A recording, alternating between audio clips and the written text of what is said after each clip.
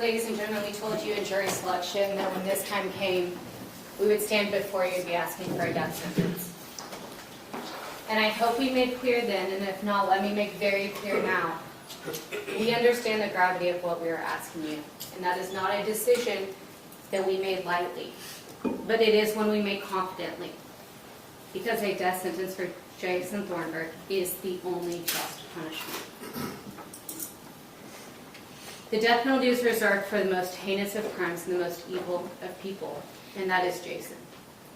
If not Jason Thornburg, then who? And I know you each come in here today from different perspectives, different walks of life, different views on the death penalty. Some of you might be in the camp where you say the death penalty is appropriate punishment for capital murder. Some of you might be in the camp where you say, I have reservations about using it as punishment, but understand that it is appropriate when required to prevent further bloodshed.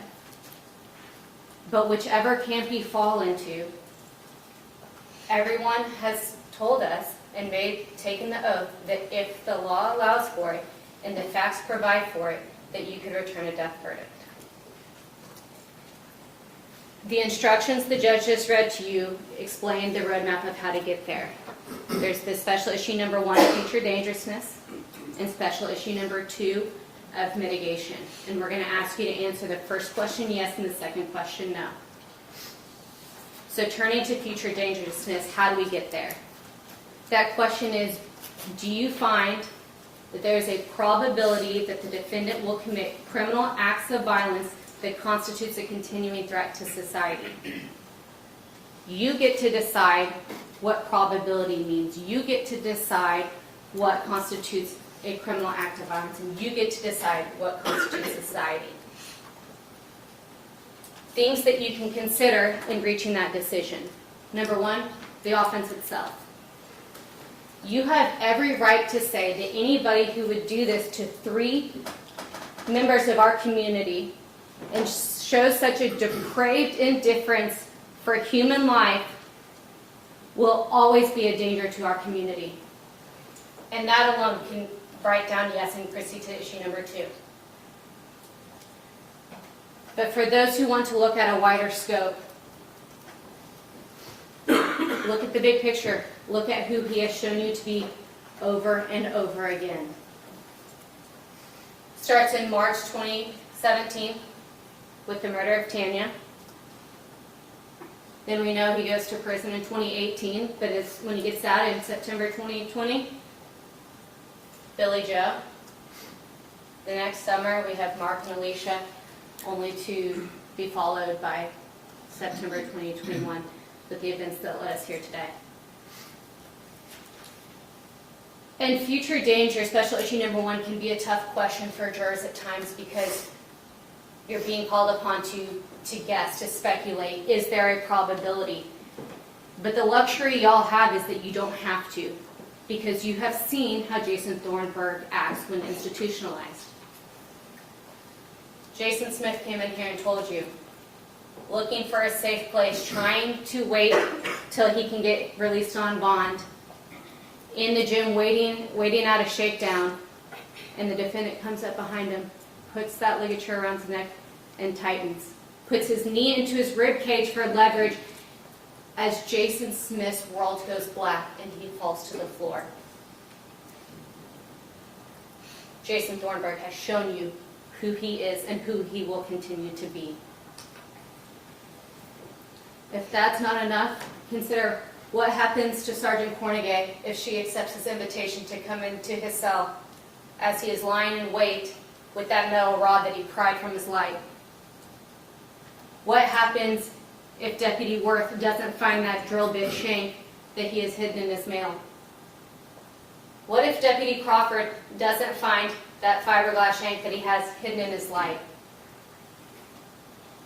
As of September 16th, the first day of our jury selection, he is still making weapons in his cell, knowing that he is coming here to ask you all for mercy. Imagine what he is capable of with a lifetime of nothing to do but plan. The only answer to special issue number 1 is yes. And then we proceed on. So special issue number 2, mitigation. I submit to you that there is no amount of mitigation that exists in this world to offset what he has done and the harm he has caused to our community. It doesn't exist.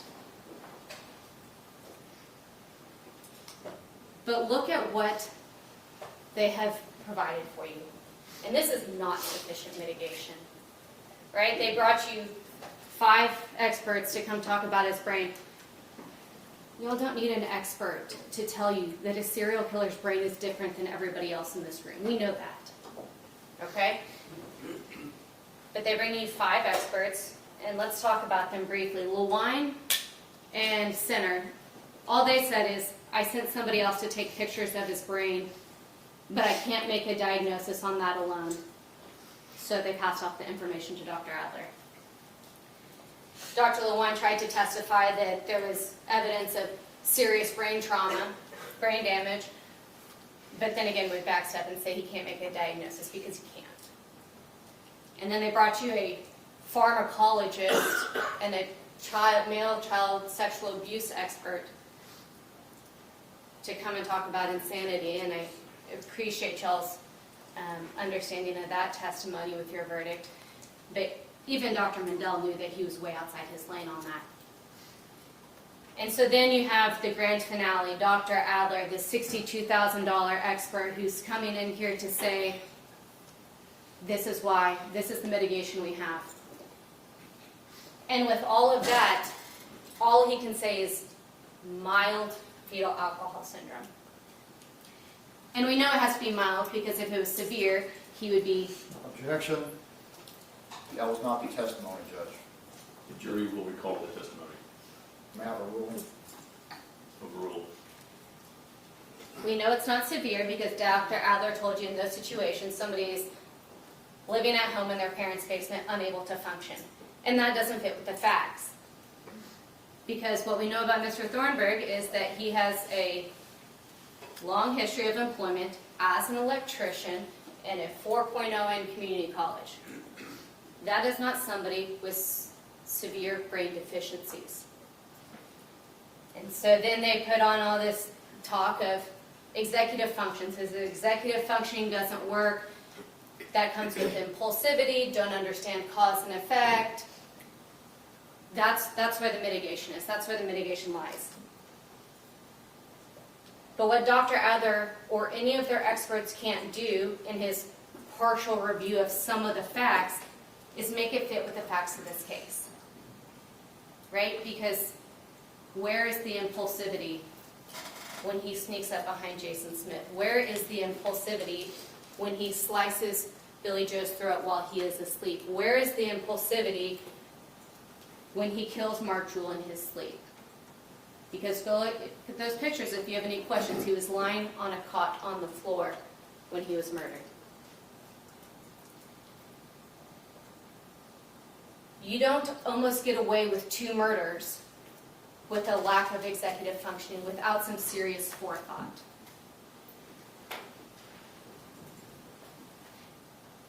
If you need examples of his executive functioning working just fine, go listen to his statement again. I couldn't use my chainsaw because that would be too loud and I would get caught. I have to use my knife. I can't carry out the bodies like that. That would be too obvious. I need to get my car back. I need to go buy some bins and load them up in my car. That's executive functioning. I need to go dump these bodies in a dumpster 30 miles away to distance myself from the crime. That's executive function. I need to light the bodies on fire because once I've done it twice before and I know that works, and I need to destroy the fingerprints. That is executive functioning. They can talk about a mild TBI, fetal alcohol exposure. 10 minutes, Counsel. Thank you, Judge. Meth-induced psychosis. Using meth and then making bad decisions isn't mitigating, right? None of this explains why he did what he did. None of this reduces his moral blameworthiness. Every time somebody was asked to tie these diagnoses to what we saw in these crimes, they're unable to do so. And while I'll leave it with this, the simplest explanation is the right explanation. And that is that, very simply, as Dr. Reed stated, he is a psychopath. He is evil. He is the type of evil that we want to believe doesn't exist in our community. We want to believe we are not raising our children in a world where people like Jason Thornburg exist. We want to believe we live in a world where the Bible is not a weapon, where your vulnerabilities don't make you prey to a serial killer. But so long as we live in a world where Jason Thornburg said evil will exist. And that's why these families, your families, our community, demand a yes answer Objection. to special issue number 1. Object to the state placing community expectations in front of the jury and asking the jury to vote the way the community supposedly expects them to vote.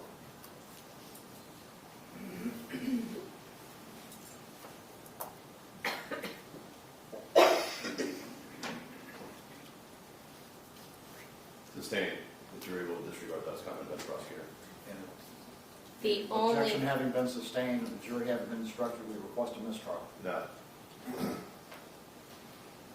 The only just verdict in this case is a yes answer to special issue number 1 and a no answer to special issue number 2, so that this court can enter that death sentence that Jason Thornburg has earned himself.